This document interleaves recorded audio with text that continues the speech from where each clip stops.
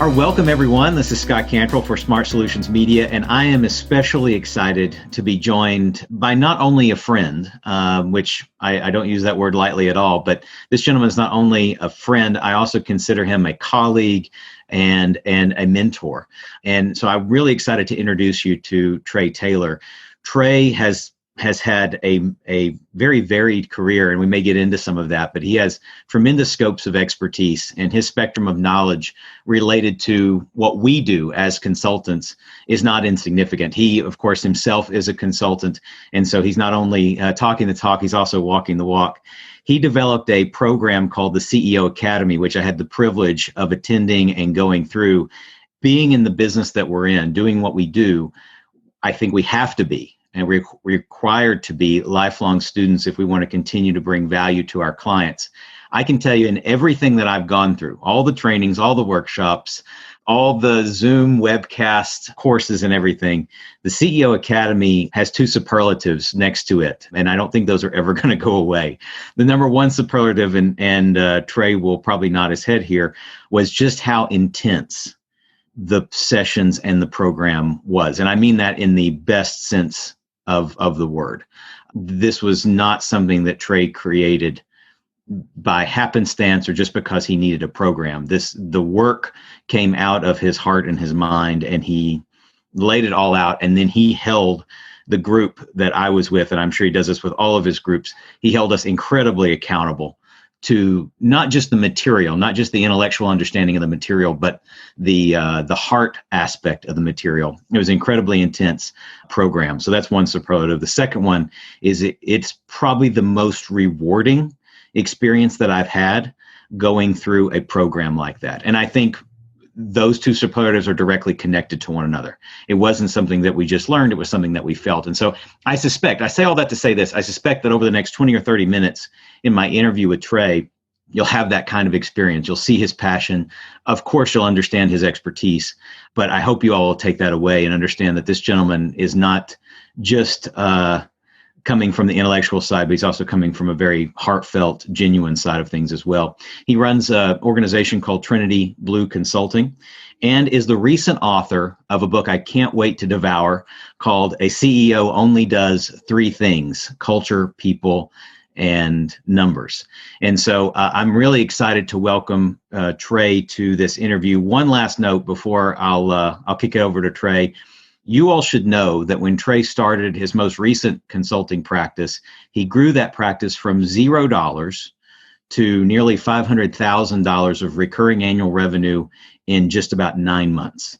So this guy knows a few things that we could all do well to learn and adapt and adopt in our own practices. Trey, thank you so much for coming on and being a part of this interview and honestly, sharing your time and your expertise with me and the folks who are watching the video. Well, Scott, thanks for such an enthusiastic welcome. I mean, if I'm listening to that, I think I want to listen to myself. I'm so enthused by what you said there. So thanks so much for that.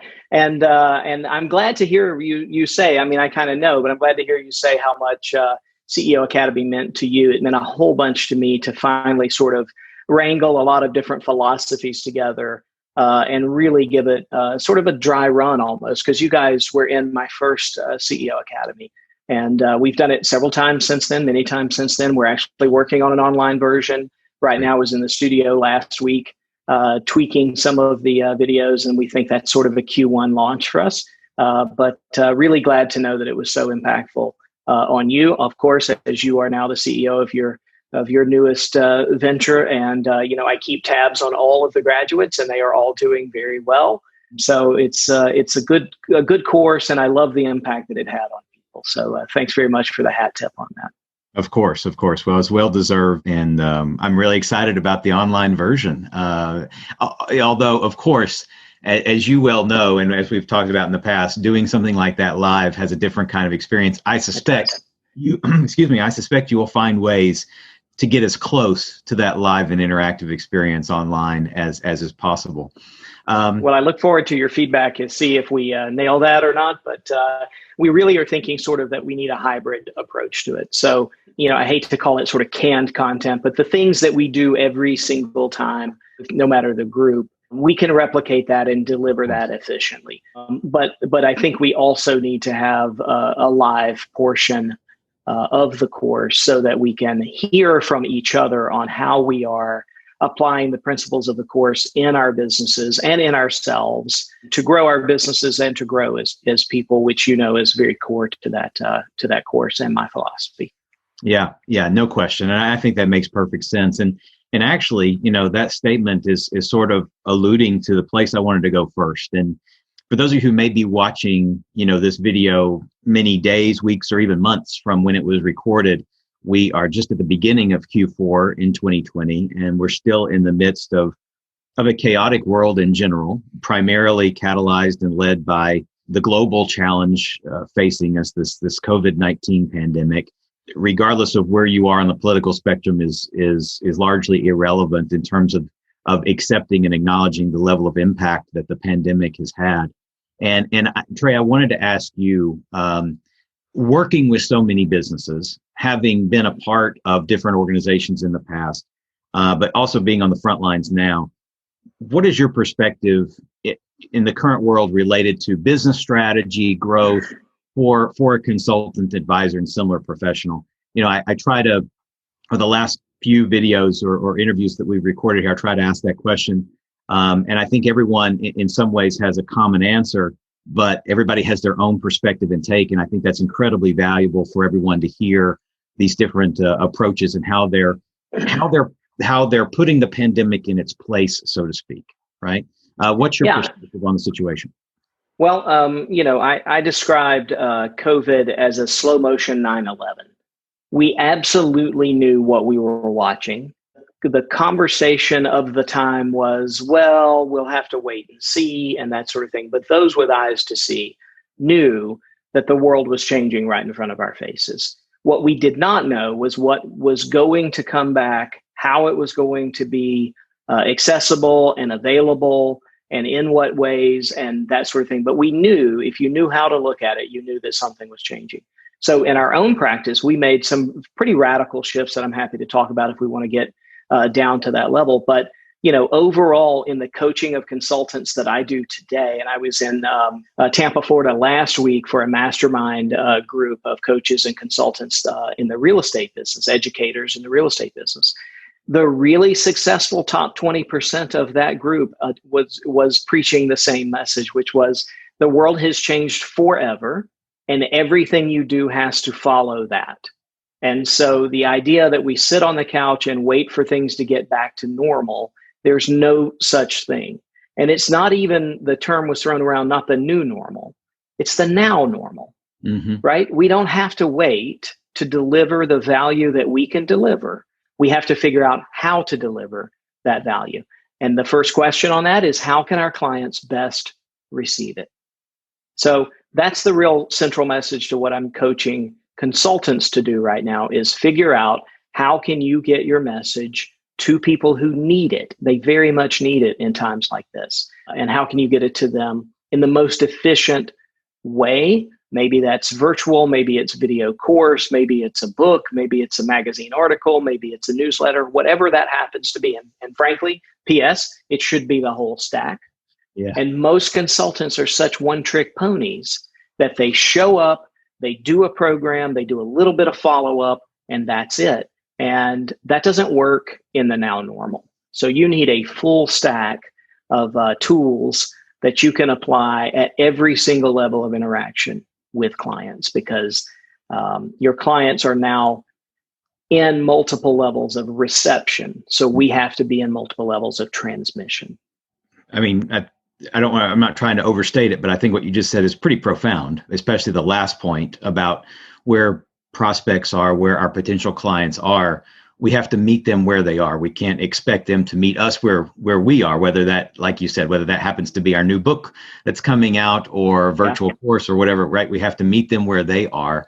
And especially now more than ever, right? Where there is, compared to the past normal, right? And I like your term, the now normal, but compared to the past normal, it's not a question of, we can still give our potential clients choice in how to consume our expertise and how to leverage our expertise, but we can't expect that one-trick pony approach to be able to work now, whereas in the past, perhaps you could have been a one-trick pony and been able to sustain and build a practice over time.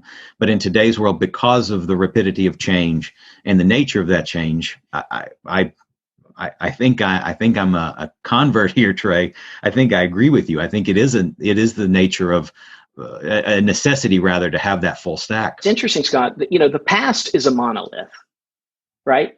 Every choice that could have been made in the past has been made. It's done. The future is very different. So we can take a different approach to the future. But the past, if I decide I'm going to go do business like I did it 6 or 7 years ago, I might as well decide that I'm going to do it the same way the ancient Egyptians did it. It's exactly the same. There's no differentiation between the two. The future, a different perspective, right? We have various different ways that we may want to make our choices to address the problems in the future, and we hope the dart hits the target. Right. If it doesn't, we just miscalculated and we recalibrate, hopefully. But the past is a monolith. It's not something we can fix. And, I have a client who literally is waiting around for the commercial real estate business to come back again because he had millions of dollars in the funnel. He's a very, very successful guy, relationship expert. That stuff's not coming back that same way. And he already is figuring it out as the deals, time kills all deals. As time takes its toll on his funnel, he's beginning to see that. And so he and I are working towards, what other things can we put in the stack, and how do you use those to address future customers? I was really privileged to spend some time with the chief marketing officer at Progressive the other day. Wow. And, having an insurance-based background myself, I really do not care for the marketing that Progressive and Geico and now State Farm and very silly stuff on what I consider to be important financial instruments decisions. So there's a lizard, there's a bear, there's a silly lady and all of that. And I don't care for it. And I called him on it, completely called him on it. And his response was, okay, you're not the client. And he's right, because I'm not his client in any vertical. And he said, the client is a 14 to 15-year-old boy or girl with an irreverent sense of humor that we are teaching right now to buy from us when the purchase decision is theirs, which is as much as 8 to 12 years from now. Wow. Absolutely amazing. That's long-term thinking that not all of us are privileged to do, myself included. Mm-hmm. And so, but what they are doing is building that audience for the future. And so as I look at my own stack, I say, well, how am I doing that? How am I trying to get in front of those who might need my consulting help, my rent-a-brain solution at a later time? And so there are solutions, that you can find to do that.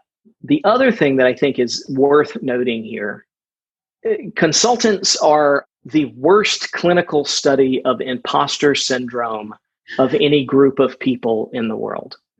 We all are scared to death that while we're on stage, somebody comes in the back and says the emperor has no clothes, right? Mm-hmm. And one of the symptoms of that is us continually and proactively discounting or giving away our services, which is absolutely analytically the dumbest thing that we could possibly do. The only time we do is rent time to our clients on our server, on our brain, right? It is a completely finite experience. And it's not something that we can, even if we wanted to, we can't manufacture more brain time to sell to other people. And so there's a business model shift that I think most consultants have to go through, and I don't see that they go through it, which is training other junior consultants. And then there is also the idea that the more time you spend consulting, the more valuable you should prove to be, and your prices have to go up.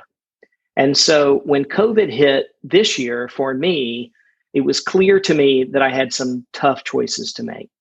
The work that I was about to be asked to do was going to be a lot more expensive and difficult to deliver. So I couldn't just parachute in for 2 or 3 days, rearrange the deck chairs and then sort of fly out. Yeah. Right. And so I knew that what I did have to do was to clear the decks enough that those who really needed me, and the passion that I had was to go into businesses that were at the fail point. And before the turnaround, I have a good skill in sort of preventing turnarounds, by doing things right in the first place. And so what I faced the choice of doing was going to my clients who were under contract and releasing them from the contracts, because my concern was that there wasn't a lot that they could do or that they were willing to do at this stage. And to have them under a monthly retainer-based arrangement, to me, was probably going to do more harm than good for them. Mm-hmm. And it would prevent them from really taking the actions that they needed to take. And it would prevent me from really diving in on the clients that needed my help. So I always have 7 premier level clients. These are the unfettered access. They can call me at 3 a.m.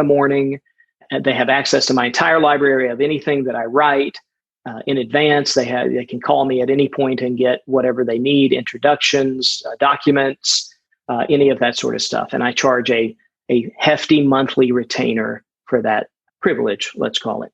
Mm-hmm. I released all 7 of those, and I had one come back and say, absolutely not. We absolutely have to have you on the team as a fractional executive for the business, and we want to keep paying what we have been paying. The work level did go up with that client, mm-hmm. But it was okay because I had the bandwidth from the other clients. The other clients all said, now keep this in mind, they all got fired. Right. Yeah. And they were all thrilled about it because they knew they were under obligation at 5 figures a month, and were very concerned that maybe they would have to break that contract or renegotiate it or have bought something that they couldn't use and that sort of thing. So we all parted as very good friends. As those clients have come back online, we've re-engaged with some of them. Mm-hmm. Some of them have said, we're not going to re-engage because we still need the resources to put towards recovery efforts and that type of thing. A lot of businesses are downsizing, probably in the right way, and are using the extra resources to be able to support that in the meantime, that sort of thing. So it turned out to be a very good experience for me. Now I have one premier client with 24/7 access. My revenue stream has been blown completely up, right? It was the right moral thing to do for people because I didn't want a CEO staying up at night worrying. It was the right ethical thing to do because I did what I would want to have done to me as well. And in business, it has opened a lot more opportunities for different types of transactions that in the future will be available to me that weren't in the past. And so I think that's important to keep that in the frame. I think it's a huge lesson, and there's a ton of lessons there I think that we could unpack, but maybe the key one is just going back to what you just alluded to, which is the nature of the golden rule and being authentic to yourself and authentic to the mission and vision that you have for your firm. And the first best place to do that is, and mandated, frankly, place to do that is with your existing clientele. And so to make that, as I have no doubt that it was an incredibly challenging and difficult decision at some level. At another level, maybe it was a very easy decision for you to make. But the best one always are, aren't they? When it's tough to do, but it's only tough to do basically because of the ego involved. That's the case. I have 2 coaches that I coach. Yeah. And neither of them followed the same thing. Both of them, and this is what I was keying back to before, both of them went in and said, you can have all of my services for free until you recover. I see. So that is an approach. Right. I think it devalues our services. Yeah, it devalues our service. I'll leave it at that. It devalues our service, and I think it makes it more difficult for you to grow influence in that client and additional clients later on. Yeah, I agree. One of the first conversations that I had with another business mentor of mine early on in the process, he was echoing the same thing. And this, probably same time frame when you started having these conversations with yourself and with others, it was March and early April when I was having these conversations with my business mentor. And he said, we want to meet people where they are. He said, the currency of today is empathy. And so meet people where they are, but be very, very cautious. I don't think he made it a mandate for me, but he said, be very, very cautious about giving away value or discounting value. That's what the knee jerk and your intuition may say to do. And it's for noble reason, but in the long term, in the future, and perhaps even more noble reason, it's important that you second guess that approach. And I took that to heart, and I don't know that I've been perfect on it, but I've tried to follow that same approach for the reasons that you just laid out. Well, when you started your consulting practice, you didn't knock on a bunch of doors and say, let me do this for free until you figure out that I'm worth something. So just because there's a global pandemic doesn't mean that you should also begin to do that at this stage. Now, I went to law school in New Orleans, and you learn a whole lot of things in law school, and you learn a whole lot more in New Orleans. There's a term in the Cajun culture called lagniappe. Did I tell you this before? Yeah. I love that. And lagniappe is that little something extra that you do because you're having a good day or you want to engender goodwill. And so it's the baker's dozen. It's the reason you get 13 donuts when you order 12, that sort of thing. And so as a piece of lagniappe, I still keep the clients up to speed on things that I think are important. I still send my former clients a piece of content every now and then before it goes to the wider world to see if it's of interest to them, of help to them, that sort of thing. I'm still very happy to mention their names in relevant conversations and introductions and that sort of thing. There's no reason to be paid for that. But when I put the laser lens of my brain on your problems, I'm creating value. I have to assume that. I'm creating value, and I am entitled to my portion of that value that is created. That is a biblical principle for me and a strong moral principle for me as well. And I think consultants are the first ones to lose sight of that principle. Yeah, I think too often that is absolutely true. Let's dive into some of the value that you do bring, speaking of, and I'll ask you to put the lens on just for a few minutes on professional consultants, which you already have. But your new book, A CEO Only Does Three Things: Culture, People, Numbers. Obviously, I'm familiar with the philosophy and some detailed level of information. I suspect there's even more that I will learn from the book and just from staying in touch with your content. But do you mind, professional consultants often don't, and speaking from very firsthand experience, Trey, professional consultants don't often see themselves in the role of quote unquote chief executive officer. Right. They may not even own the title on their business card, right? So, but nevertheless, I went through CEO Academy. I've already talked about it, and the results. I talked about the experience and how rewarding it was. I didn't even mention the results, but that has not been insignificant either in terms of applying what was learned from CEO Academy in terms of keeping my focus on those three things. And listen, I'll be the first one to admit that I am no Trey Taylor when it comes to culture, people, and numbers, and my ability to have consistent focus on those things like I should. But I at least have an awareness that's heightened that I did not have previously. For a professional consultant, you are one, you work with them all the time. You have this book, A CEO Only Does Three Things. Bridge that gap for me and for others out there who they may not think of themselves as a CEO. And the thing they're thinking when they read the title of your book is, I would love to only do those three things, right? Yes, of course. Yeah. And so bridge that gap for the professional consultant on what they can take away from this general philosophy that you have, and maybe just briefly break down, your insight or thinking or definitions of culture, people, numbers. Yeah, absolutely. So right off the bat, I think you'll probably remember this from being in the academy with us, is CEO is a role and a title, but it's a role first. Okay. There is only one person in the organization that can perform the work of the CEO. Okay. So that work, which only you can perform in only the way that you can perform it, is called art.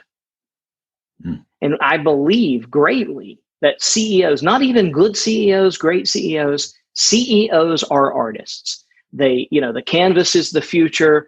I'll torture the metaphor. The oils are the various visions that they have for various things in their businesses and that sort of thing. So not to get too fluffy on that, but I have profound respect for the person, man or woman, who sits in the chair and says, no matter what, all problems will come through me before they get to my people. That is worthy of profound respect. Again, consultants, as we love to be, are the greatest troublemakers sometimes. And the trouble here is that a consultant says, well, look, my shop is typically small, 1, 2, 3 people, right? And I have to do everything. People will say I'm the chief cook and bottle washer. I have to do everything related to the business. And yes, that is true. But we also believe in prioritization and delegation, right? And outsourcing when it makes sense financially, and automation when it makes sense financially and operationally. So all of those things that you can outsource and delegate and automate, you should be doing that. Leaving time for you to work on the real work of the business, which is the establishment, nurturing, and growth of the culture, the establishment, nurturing, and growth of the people who are with you on the journey, and establishing the numbers and holding the group accountable to those numbers. Those 3 things can only be done by the CEO, because the CEO is the only person that occupies a lofty enough position inside the organization to get perspective and see everything as the moving part. So I always use the example that my receptionist may have an opinion on our marketing. She may be wrong, she may be right, she may be both of those things at the same time. It doesn't matter to me, because the perspective tied to the vision and the mission that we are trying to accomplish is what's important, and opinion is not. Not that I dismiss it, not that I am rude about it in any way, but what I want to have is that to come in as an input, but not as the final output. That's where we're going with that line of thinking, that it's culture, people, and numbers solely because the CEO can do it. And so if the CEO is a role, it's very easy for me to look in your organization. And Scott, you're a perfect example. You've got 1, 2, 3 people around the organization. I simply look and say, who is doing culture, people, and numbers? That person by default is the CEO. We may not want to think about ourselves that way. It sounds very corporate. It doesn't matter. The title matters less than the role. And that's what I have to shake loose from people's mindset so often. Yeah, no doubt. Do you mind diving a little bit deeper with those? Sure. A key insight related to, because I know that for a lot of the consultants that I speak to, and obviously, I don't have your expertise. I'm not trying to fill your shoes, but I can say that just from offhanded observation, culture in particular seems to be, of the 3, in terms of the people that I engage with, who are my clients, who are consultants, of the 3, that seems to be the one that is, I don't want to call it the redheaded stepchild. I think it's the one maybe that's just the most misunderstood. About that, yeah. And so because of that, right, when we don't know something, we just tend to avoid it. And so speaking to maybe that issue, and then related to people and numbers, just general insight maybe that a consultant could take away, and just a different way of thinking about people. And of course, when we're talking about people, correct me if I'm wrong here, Trey, but we're not inherently talking about W-2 employees, right? Not at all. No, that's just not the world anymore. It's not the right. We're talking about team in general. And so, and for the vast majority of consultants that I engage with, an independent contracting team is I won't say it's ubiquitous, but it almost is. It should be. Right. Arguably, yeah. For a consulting practice. And then on the numbers piece, I think maybe that's the one that people have the most clarity on. But there's this word that comes along with numbers, this difficult and frustrating A word, accountability, that sometimes gets in the way. And so because we understand numbers, at least at a high level, not at a detailed level perhaps, but that accountability piece keeps us sort of resistant to it too. Maybe break those 3 down for us just briefly, if you wouldn't mind. Yeah, no, I think that's a valuable exercise. So a lot of consultants, well, there's a whole lot of consultants that only want to talk culture today. Have you noticed that? They're springing up all over the place thinking that if we fix culture, we fix everything. And I can't subscribe to that notion, because you can have a toxic culture. You can also have what I call a least common denominator culture. And that's a culture that is an unled and unarticulated culture. Obviously, we prefer an articulated culture. And so, let's think about the word culture and what it means for a second. The easiest metaphor to use is culture is the water in the fish tank that we all swim around in.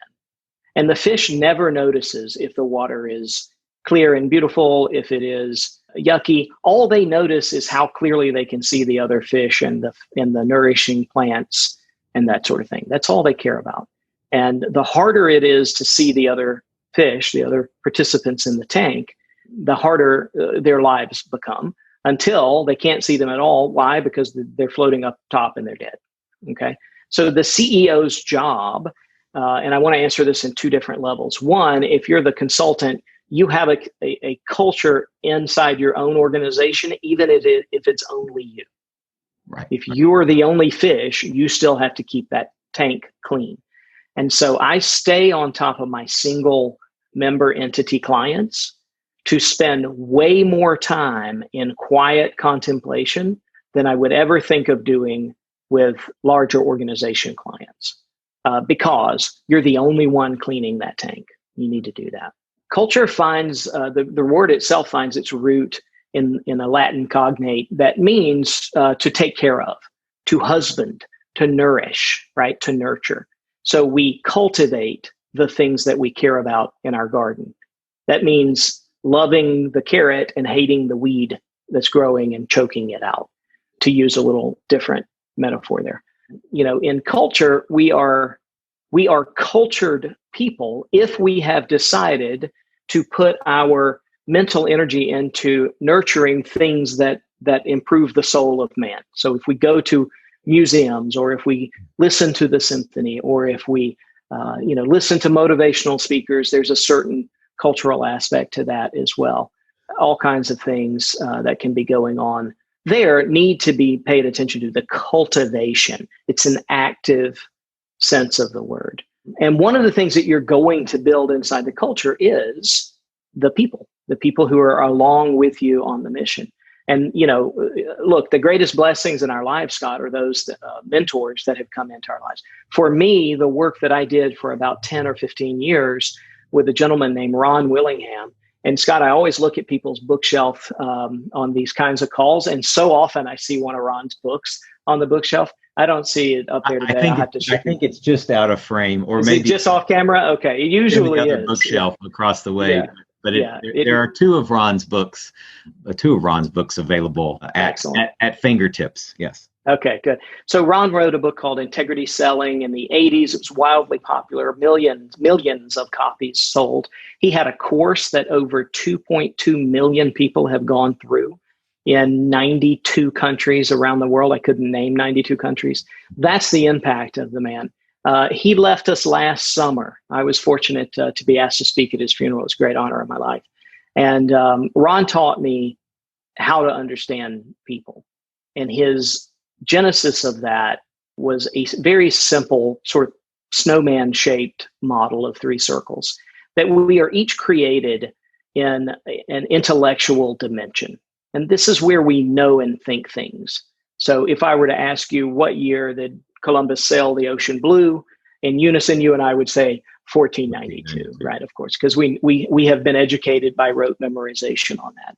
If I ask you how to make toast, you also know from an intellectual standpoint how to make toast, that there's a process behind it. You don't think there is. You think everybody makes toast exactly the same way, but there's an intellectual process behind that. Most education, Western education, was targeted to the I think or I know dimension for hundreds, thousands of years. From the time of the Irish monks in the early Middle Ages up until the 60s, what we cared about was rote memorization. There's a great scene in Dead Poets Society where they're learning their Latin declensions, and they're just repeating them over and over and over again, that style of learning. Mm-hmm. In the 40s, 50s, 60s, we began to wake up to this idea that there is an emotional equivalent to that. And Ron was able to identify that and call it the I feel dimension. Pretty easy there. And it, in the late 80s became quantified as EQ. The intellectual, of course, was IQ. This was EQ. And that held sway for quite a long time. And then the third dimension is the I am, or the identificational dimension. It's where we hold our self-image. And he took a lot of that work from his personal friendship and work with Dr. Maxwell Maltz, who wrote Psycho-Cybernetics, another book that's on everybody's bookshelf that very few people have read, but we all have our copy of it. And Dr. Maltz was a plastic surgeon who began to do social science because of the learnings that he got from people and how they acted psychologically in his plastic surgery practice in New York City. So super interesting things. There's no quotient for the I am dimension yet. That's something that some of Willingham's adherents are working on. Okay, so who cares about all of that, right? Put a bow on it.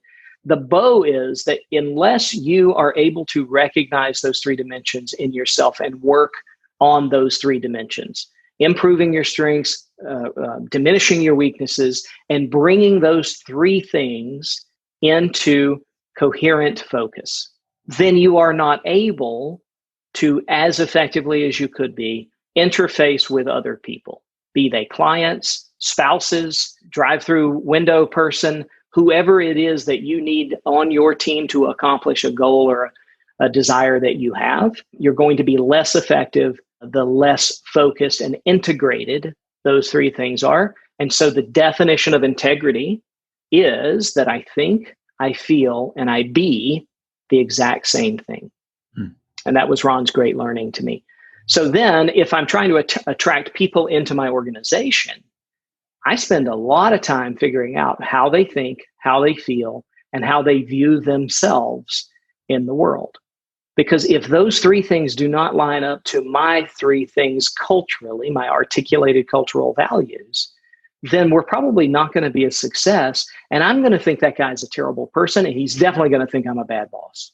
Always happens that way. Where in reality, we just haven't done enough homework on the right stuff. Yeah. Instead, you bring somebody in and say, well, tell me about yourself. And they do, and it's an interview, and they tell you all the best stuff about themselves, none of which is applicable to this type of analysis. So that's the first thing about people, is that you have to really do the heavy lifting of understanding people. The second piece of that for me fell into place when I read a social scientist from Canada. His name is Elliot Jacks. And Elliot figured out from his work with the US Army, the Catholic Church, massive organizations like GE. He was one of the founders of the Tavistock Institute in the United Kingdom, did work with the Council on Foreign Relations and that sort of thing. And what he was obsessed with this question. If I hire two people similarly situated by background, same zip code growing up, same schools, Ivy League, great grades, whatever the model is, one of them will outperform the other one. Every single time, it's never not the case. Why? And what Elliot figured out was that people have a time frame under which they can work unsupervised and still produce the optimal result. And that time frame is different from person to person from a lot of different reasons. In my opinion, Ron knows the reasons. They're all held in the identity level of the I am dimension. But Elliot knew that as a truth about people. So when we do organizational design, whether it be a 1, 2, 3 person organization or a 300 person organization that I've just finished up a planning engagement with, what we really try to figure out is, do you have your people in the right positions? Because positions want to have their own time frame. And if the inhabitant of that position does not live in that same time frame, they cannot produce the results demanded by that time frame. And then we form opinions about them as people, which is wrong. That this person is lazy or stupid or subversive, or any of those kinds of things can all be opinions formed on someone who isn't doing a good job in the position. And then back to the very first point that we made, that there's only one person in the organization who can see that and is empowered to take action. And that's the CEO. So that's the people vertical. Getting long-winded, I know, but that's the important second part of the people vertical. Numbers is a lot easier. Numbers is all about the idea of achieving goal clarity. So numbers, no matter what they are simply scorecard notations for goals. So if I want to know how impactful my message is, one way to answer that is to see how much revenue I'm generating from the spread of that message. Right. If it is very, very little, there's probably a problem either with the message or the delivery, and very often it's sales. If it's really, really big, then obviously I'm connecting on those things, and I might want to look at some other numbers to improve profitability and that sort of thing.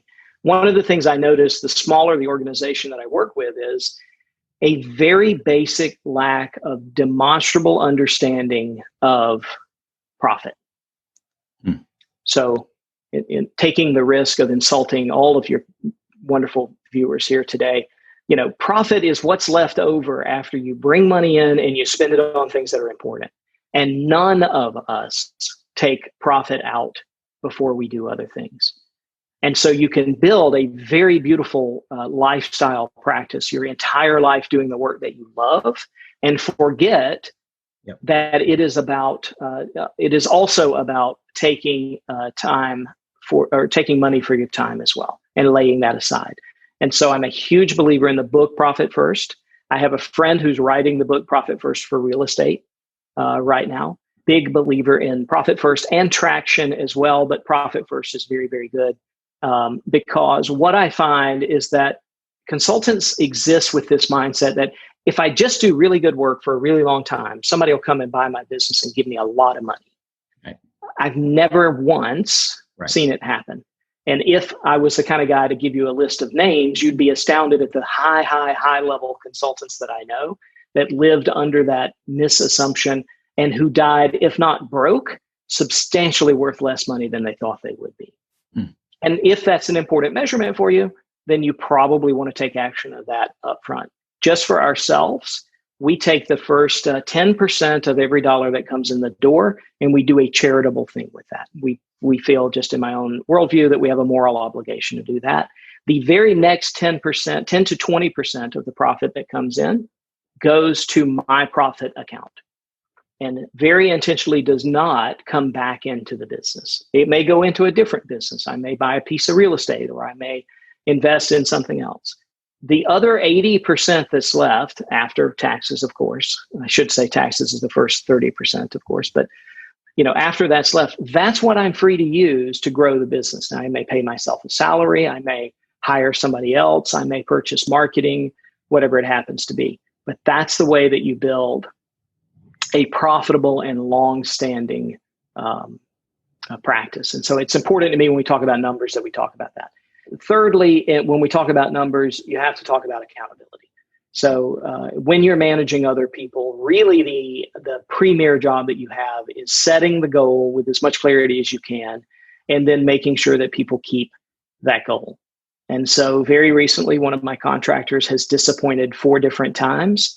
And that 4 different times has pushed a project out 6 weeks past the point that it's useful to run. That project would have created $100,000 in revenue. And so the only lever I have is to dismiss that consultant. If they had performed poor work and turned it in on time, I'd still be in a better position than getting perfect work turned in 6 weeks late, right? So accountability is extremely important, and we have to have that. Transparency is extremely important. So I never blanch when somebody says, well, I don't understand. How are you charging this? Or what do you do for this? I will report my numbers to anyone at any given time. And most of the time, what I find is people say, you're too expensive. I do it for less money. But my problem is I can't find any clients, So there's a mismatch there. And I think it's important to be transparent. We're very transparent with our clients, of course, on what they're going to spend and what they're going to get. but we're transparent with our team inside the office as well. This is how much we generate for this activity. If we generate less than that, you may or may not have a job. If we generate more than that, we can do more things for each other. Very clear. I'm being a little oblique, but very clear when we talk about that. If you walk down the central hallway of our building, we have all of our annual goals on the building, and then right below or on the wall, and right below that, we have the monthly progress, year-to-date progress towards that goal. So very important for that. Finally, for numbers, and no one has to agree with this but me, you got to give it away, right? And so one of the things that we do is encourage people to look at a foundation, private foundation. It sounds like a rich Uncle Moneybags from Monopoly, or something of that nature. Every single state has what's called a community foundation, and you can open your own foundation for less than $500 as a contribution. It's called a donor advised fund. And so we swipe 10% right off the top. We put it into that fund. Now, here's the little secret. That fund is not going to give money to anybody that I don't tell them to, but they're also not going to let me just give it to anybody that I want to. So if my niece is going to college, I can't give her a scholarship because that falls afoul of IRS guidelines. But what it does allow me to do, especially if I'm circling a big client, it does allow me to all of a sudden have the same charitable interests as that big client. I'm not advising that anybody would do this on an inauthentic manner, but it often opens doors for me to say, I'd love to talk to you about your work, and I have a check to write.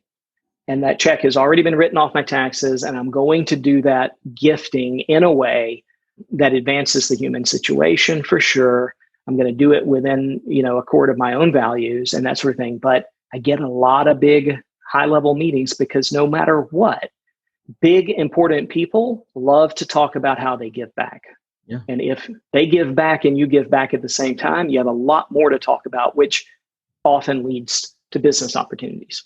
So that's the whole book in a nutshell. Now your viewers don't even need to buy it. I would appreciate it if they did, but now that's sort of the whole thing.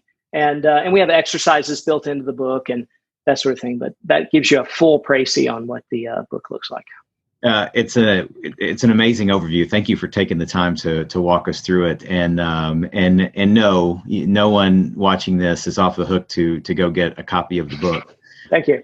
Trey was very light on his, if nothing else, Trey was very light on his stories. And not only are the stories very entertaining and incredibly moving at times, but they're packed with lessons as well. So no one's off the hook there, Trey. But thank you for being so generous with walking us through all that. That's tremendous.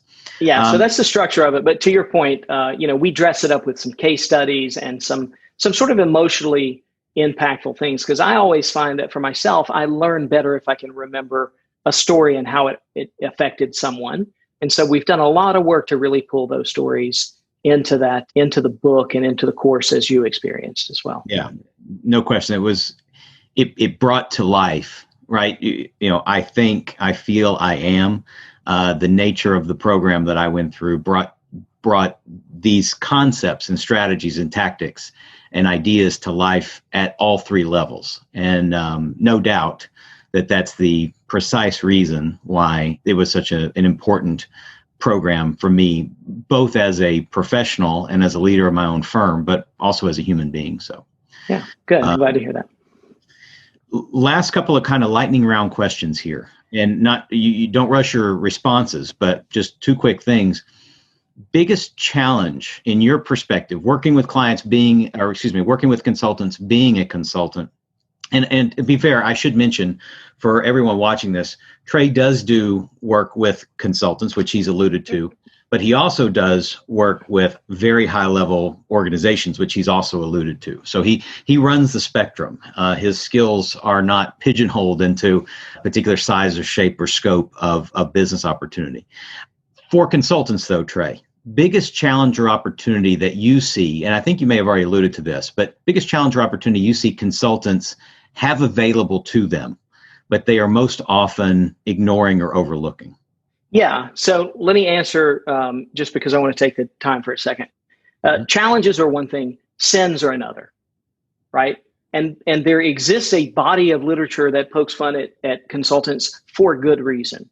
My favorite definition of a consultant is somebody you pay a lot of money to from out of town to tell you what you already know, right? And we are all guilty of it completely. And the way that I see it present itself the most is that people come in and assume that the lens that they had on for the last client or the last 35 clients, you're going to find exactly the same things. It creates a sense of myopia. It creates one of my favorite words in this industry is a scotoma. It's a medical blind spot, right? You cannot see it because you are not looking for it. And we have to be better than that. We have to go in with as open-minded an analysis as we can and get right to the point and tell people what they are doing to hurt themselves. And that is uncomfortable, and it isn't glossy and tied with a bow and nice to get and that sort of thing. But that is what we should be paid to do. We should be professional challengers, challengers of assumption, challengers of ego, challengers of bad decisions. That is what we should be paid to do. Not every client wants that result, so we let other people service those clients. But those that do, those that really have a thirst for truth, make very good clients for very good consultants. So I believe that greatly. One of the pet peeves that I have, again, is that consultants don't try to be good at running a business because they figure it's only them and an assistant, or them and a junior consultant and an assistant, or something of that nature. And that is just wrong. The better business that you can run, the more people you can help. I love my friends on the opposite side of the political spectrum love to talk about sustainability and that sort of thing. The best way to sustain a business is to build a profitable business, right? My clients are not served if I cannot afford to serve them. And so I think running a business is a very important thing to do. Alongside that, and very much a part of that, is professionalizing the delivery of the final results. And so if that means using a piece of very good, high quality software, if it means having a highly outsourced virtual assistant team, each person doing the best thing and touching it in the best way that they can. It doesn't necessarily matter to me. I have an opinion on which is best and which isn't. It doesn't necessarily matter to me, but get to that place, because that's how you help more clients deeply. And that if that's not our motto, if that's not what we're trying to do, then there may be a good reason why the imposter syndrome is so strong with us. You probably hit a nerve. I hope so. And yeah, exactly. Well, precisely, right? Those are tremendous. Yeah, I don't know that I have anything to add. Not that I need to add anything, but the one that I will say resonates most with me that I need to be more conscientious of and pay more attention to is this note about being a professional challenger. Historically, my focus is on, I'm not trying to make everybody happy to make everybody happy, but I don't like to hurt feelings, et cetera, et cetera. Right. Sure. And at some point, to your point, that's not what they're paying me for, right? They're paying me for truth. As a consultant who may be watching this video, they're paying you. If they're not, to Trey's point, not every client may be paying you for truth. So it's important to get clarity on that up front. But if they are paying you for truth, then you cannot be afraid to deliver the truth in a professional and gracious and thoughtful and empathetic way. But that doesn't change what the truth is. So that's a huge note. So thank you. Scott, do we have time for a story? Yes, we do. Of course. Okay. I want to tell you a story, and I want to use this story to get to the last recommendation that I make for consultants. Great. And that, let me just go ahead and give away the, not bury the lead, but give it away. Consultants exist in a lonely place. It's a small group activity at best. Usually it's a very solitary one. Usually the life is on a plane pre-COVID in a hotel room by yourself. Scott, I know you're introverted. You might not be as bothered by that as some other people are, but it's still nice to come home and be around the wife and that sort of thing too, I know. But it is a lonely type of existence. And it is my belief that consultants benefit when they band together in some form or fashion. One of the first things that we see when consultants join a mastermind type circle is expanding their own service offering by saying, well, hey, wait a minute, I happen to have a guy who's an expert at that. Why don't I sell that and we'll share the revenue and that sort of thing. So that's one thing. But the other thing is much more important. And so I go back to a story that I love to tell from the stage. there was a magician in the late 70s, early 80s, Art Zorka. When I dug into this, Zorka's daughter lived 8 houses down from me in the town that I grew up in outside of Atlanta. And I was researching this story because I wanted to get the story right. And she said, oh, yes, that's exactly the right story. And not only that, here's a whole bunch of pictures of my dad that you can use when you tell it. So I should pull them up. Zorka was a motivational speaker and a magician. And Scott, I know you love magic. And so he was speaking in New Orleans one weekend for a conference. And I think it was an automobile industry conference. And he headed to the airport on Sunday afternoon to fly back home. And as he approaches the gate, he sees this, just press of humanity surrounding somebody. And the closer he gets, he realizes that the person in the center is Muhammad Ali. Muhammad Ali is one of my heroes, one of my dad's heroes. My dad sent Muhammad Ali a telegram every single time, either as Cassius Clay or Muhammad Ali, that he won a fight his entire career, right?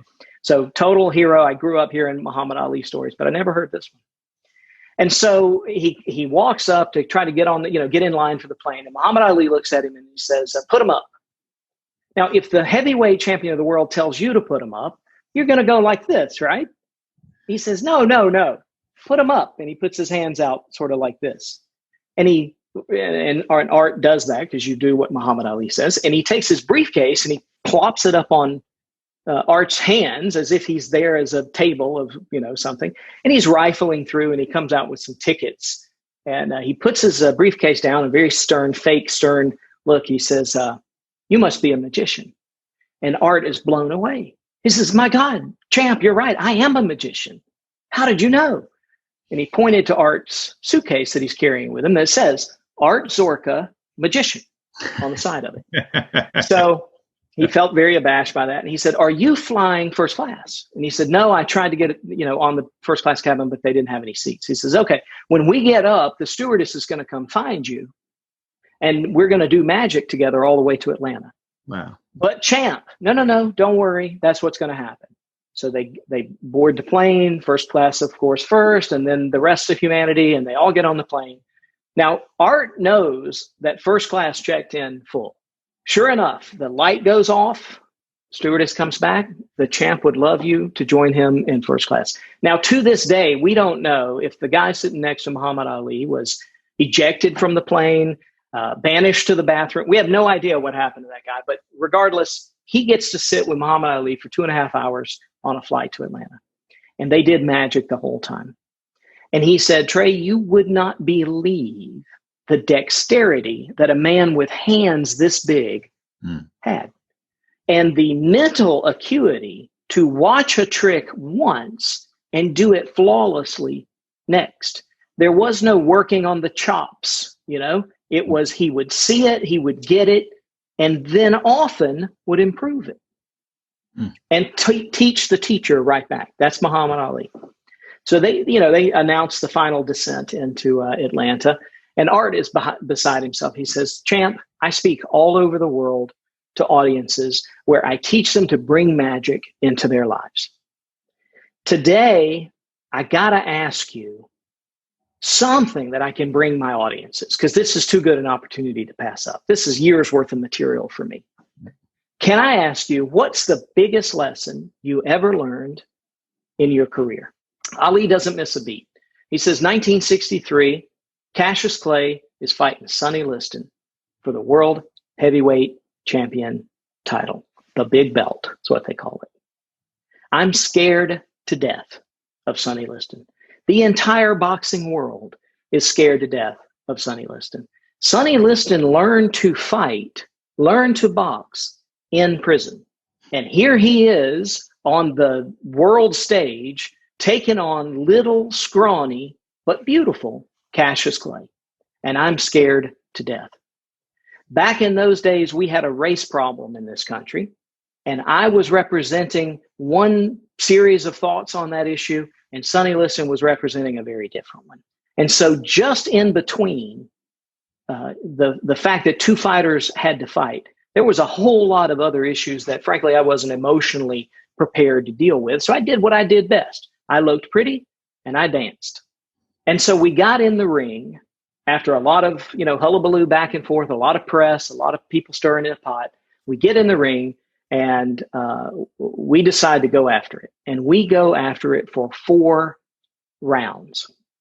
The bell dings going into the 5th round, and I sit down on the stool, and Angelo Dundee is behind me. He's my coach, and he's a ringman. And Angelo Dundee is wiping the blood and the sweat. And I'm telling him, Angelo, I can't go back out there. I cannot go back out there. And Angelo is roaring in my ear, get up, you're going back out there. He says, Angelo, I can't, throw in the towel. And Ali reaches, you can look at YouTube and find the fight. He's reaching for the towel and Angelo pulls it away. And finally, the bell rings.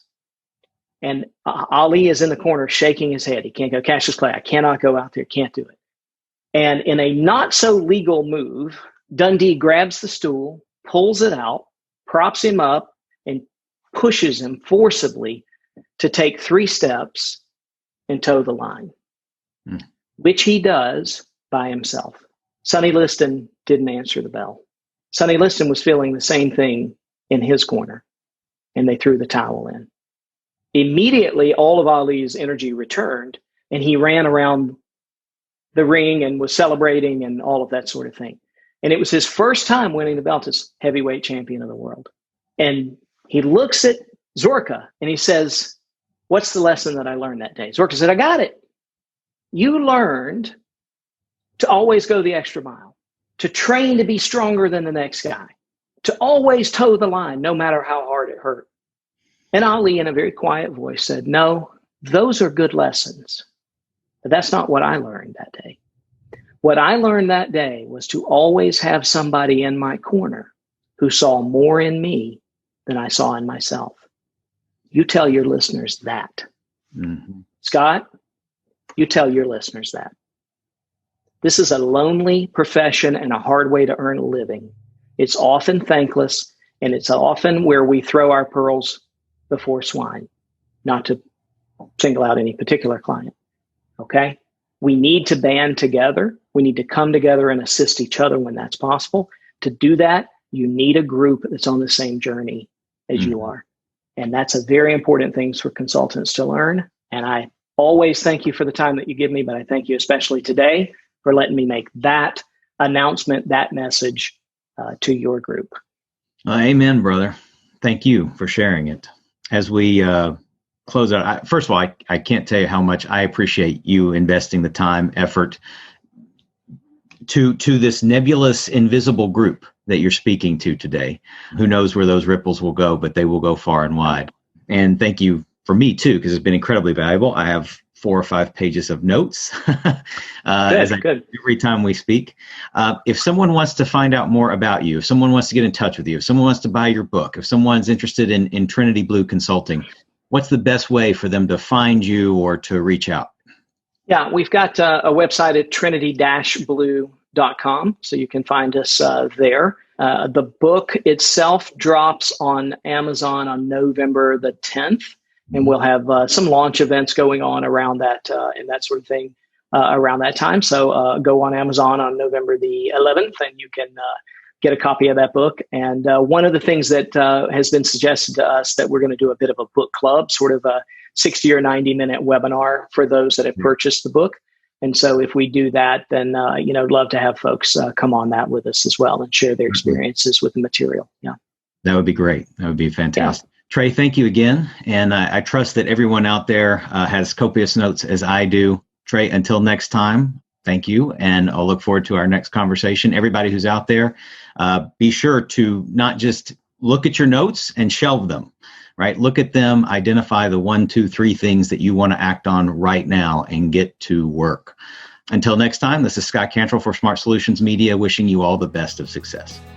Thank you for listening. I hope you got a ton of value out of this episode. And before we go, I want to thank the sponsor of our show, Smart Solutions Media. Smart Solutions Media empowers business owners, consultants, and other independent professionals to easily attract better prospects and transform them into long-term clients. If you're a B2B consultant or service professional and would like to start filling your pipeline with better quality prospects, Visit us on the web at smartsolutionsmedia.com to learn more about what we can do to help you. Be sure to complete the short 2-minute accelerated growth scorecard you can find on the website, and you'll receive a complimentary strategy session where we'll give you specific insights and recommendations to help you attract high-value clients. Until next time, make sure you are consulting with authority.